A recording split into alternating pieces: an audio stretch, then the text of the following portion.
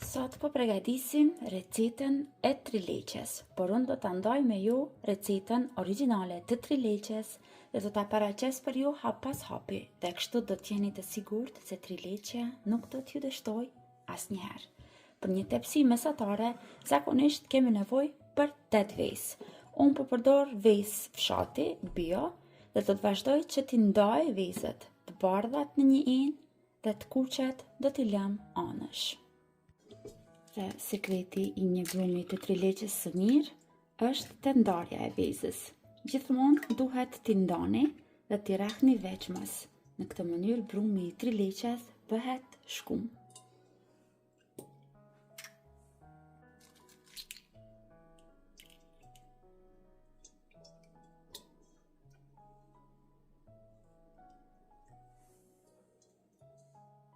Dhe tani, pasi kemi ndarë të bardhat veçmas, të kuqet veçmas në një enë tjetër, vazhdojmë njerë i rajmë me mikser vetëm të bardhat e vezës për 2-3 minuta derisa të shkumohen pak.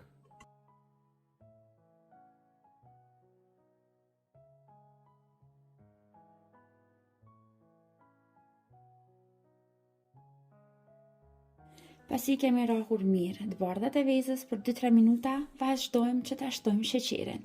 Sheqer, unë po përdor një gotë 250 ml plot me sheqer. Zakonisht matjen e bëj me gota, kështu do ta keni më të lehtë për ta përgatitur edhe ju. Pasi e shtojmë sheqerin, vazhdojmë rrahim edhe për 3-4 minuta tjera, derisa sheqeri të shkrihet tërësisht te të bardhat e vezës.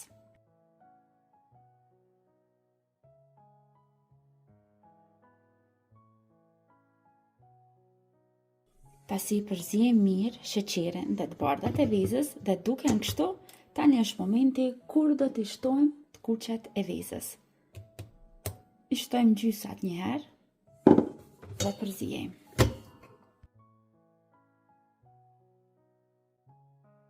Si përzihem pak, vazhdojmë i shtojmë edhe gjysën tjetër të verdhave të vezës dhe tani përzihem me mikser edhe një herë edhe për 2-3 minuta tjera.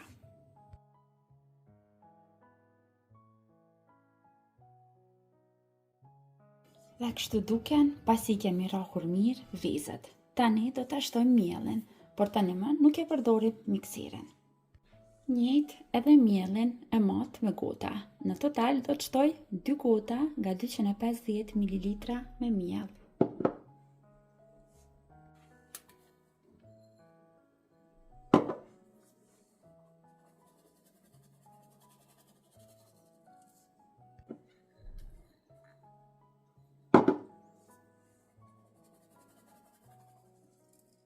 Shtojmë edhe një pak pluhur për pjekje dhe vazhdojmë përzihem tani me tel kuzhine në këtë mënyrë, si akrepat e orës.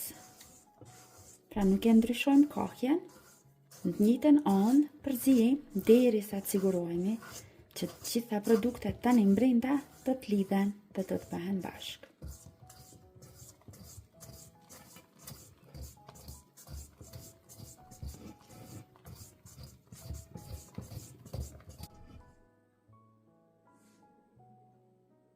Tepsin ku do ta pjek trileqen, zakonisht shtoj letër për pjekje, pasi ma bën më të lehtë pastaj për ta larguar nga tepsia dhe për t'ia shtuar qumshtat.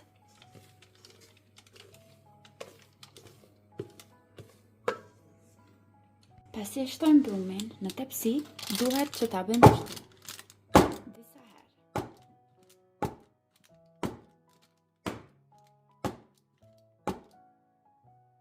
Dhe tani vazhdojmë në pjekje. Në furrë të parangrohur në 220 gradë, vazhdojmë me pjekjen për 25 deri në 30 minuta. Brumi i trileqes është pjekur, ka marrë një ngjyrë vërtet të artë dhe është fryrë mirë. Lejojmë që të ftofet dikon për 10 deri në 15 minuta dhe pastaj e largojmë nga tepsia. Tani që është ftofur, pak brumi e largojmë nga tepsia në kudes.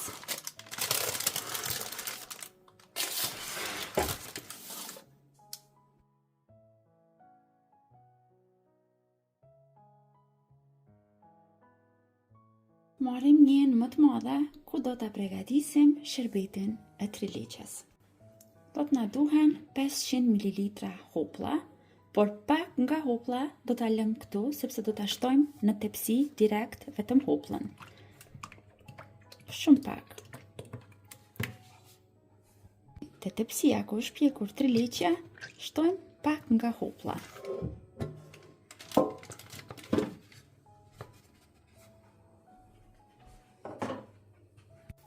Tani e rikthejmë aty brumin, por e vendosim me kokën poshtë. Vazhdojmë që ta shtojmë tani te hopla 1 litër qumësht.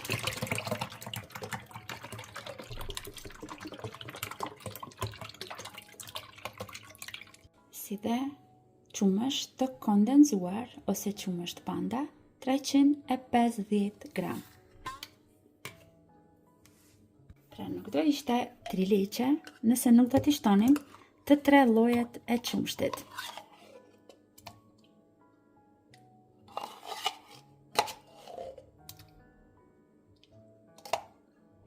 Përzijem mirë tani që të sigurohemi që të 3 qumshtat mbrenda të lidhen, të bëhen bashkë.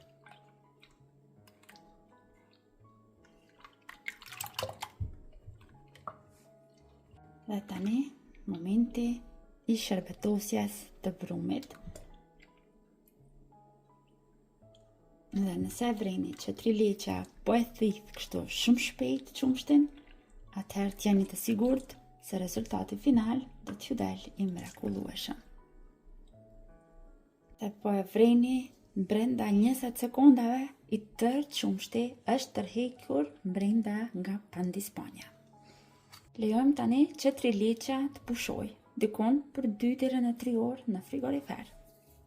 Tani që është ftofur triliqja në frigorifer për 1 deri në 2 orë, vazhdojmë që t'ja hedhim karamelin. Unë zakonisht preferoj që ta bëj me karamel të blerë, sidomos kur kam mysafir, sepse nguten pak më shumë, por ju mund ta bëni edhe me karamel të bërë vetë në shtëpi. Recetën e karamelit të bërë vetë në shtëpi e kam postuar më herët në kanal dhe mund ta gjeni në videot e mëhershme.